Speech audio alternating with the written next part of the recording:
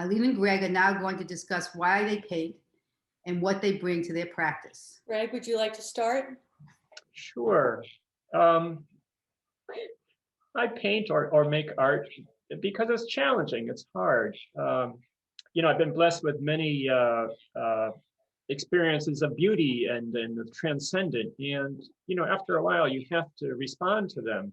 Can I do that? Can I be as beautiful as this or make something as beautiful as that? So I probably ended up in drawing and painting simply because it was practical for my various situations in life. But yeah, I just like the challenge of it. I can't sit back and read all day or view things all day. I want to make things and respond respond to the challenge of beauty and order and peace. And you?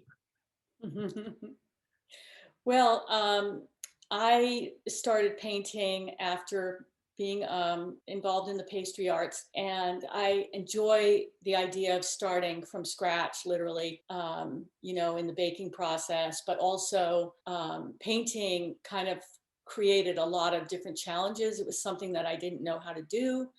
I was very attracted to abstract images and fascinated with the process. How would someone come up with that particular arrangement of marks and color? And somehow, even though it's not representing anything literal, it had a very strong feeling of, something that works in reality. But the challenge, I agree, for me, painting is very difficult. Sometimes I can't believe how difficult it is, especially when working on a large work. You can feel almost like exhausted by the time you finish.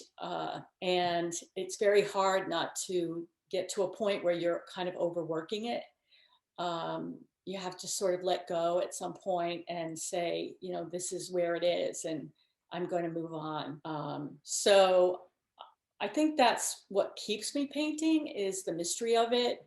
Every time you approach it, it's different.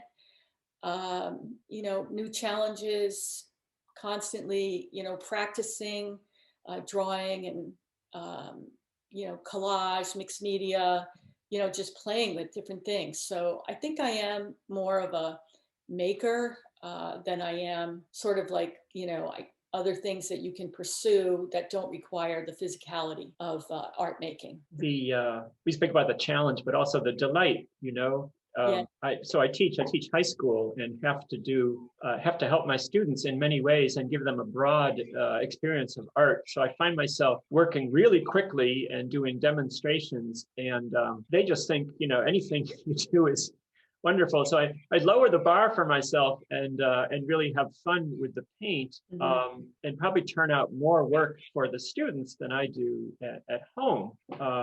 But yeah,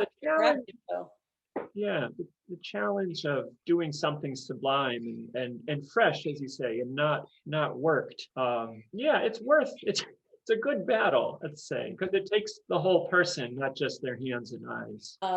I also enjoy the idea that, you put down a mark and then, you have to wait for it to dry. And then the next day you're like, oh my God, I thought that was perfect. The next day you go in and you're like, oh my God, there's so many problems. And you need that distance from your own work to be able to judge it in a way that allows you to finish a piece. And I know, like, I'm really enjoy also the kind of chaotic element of just like throwing things down there and playing with it and moving it around. And it truly is, it takes you into a very playful state if you allow it to go there. What do you think you guys bring uniquely to your painting? Well, go ahead, Greg.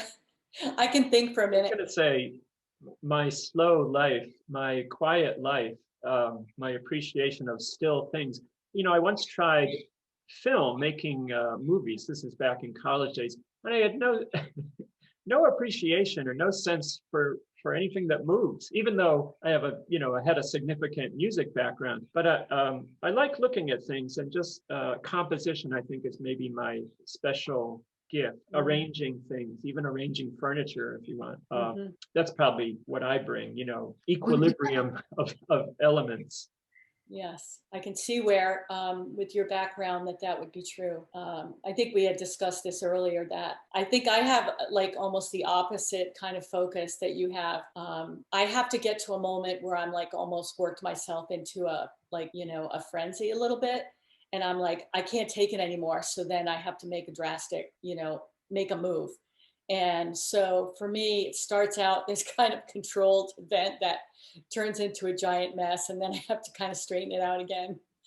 Um, and you were talking about how you have that strong gaze, and I feel like I did go through that process in school, learning how to really look at something and see how interesting objects can be, and things that I would never have noticed before.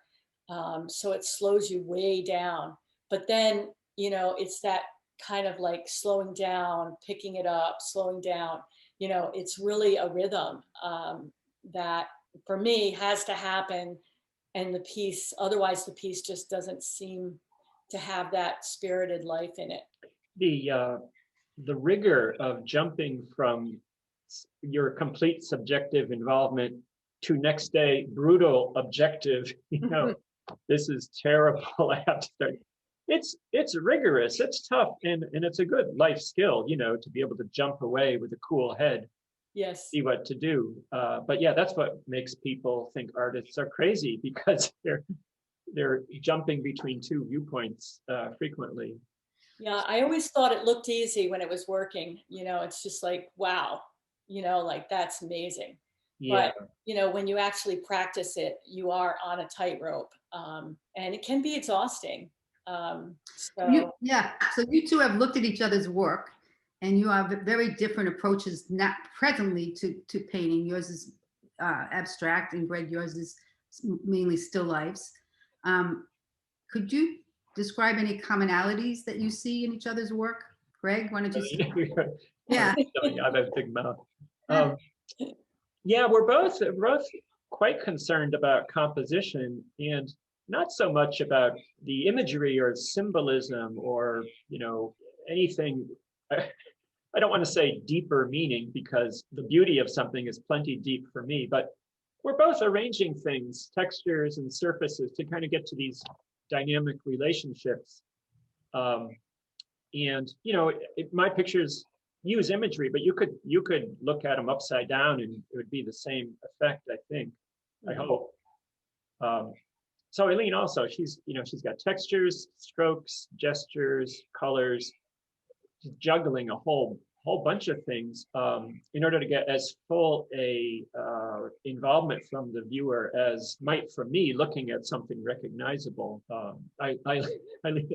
Any similarities you see? I think when I look at both of our work, immediately, I was taken by your work because I saw the intensity that you bring to it. And I do believe, although again, my work may look kind of loose and slapdash in some ways, I also bring that kind of intensity to it. And I think your love of color and light are also things that are very much involved in. And the formal issues that you deal with in painting, as I said earlier, you have to learn how to look at things in a very intense way, and bring that that knowledge to the canvas. And I think that's it's a very important element, and I see those relationships back and forth. Thank you, guys, and we hope the audience will come to Imago and take a look at your work in person.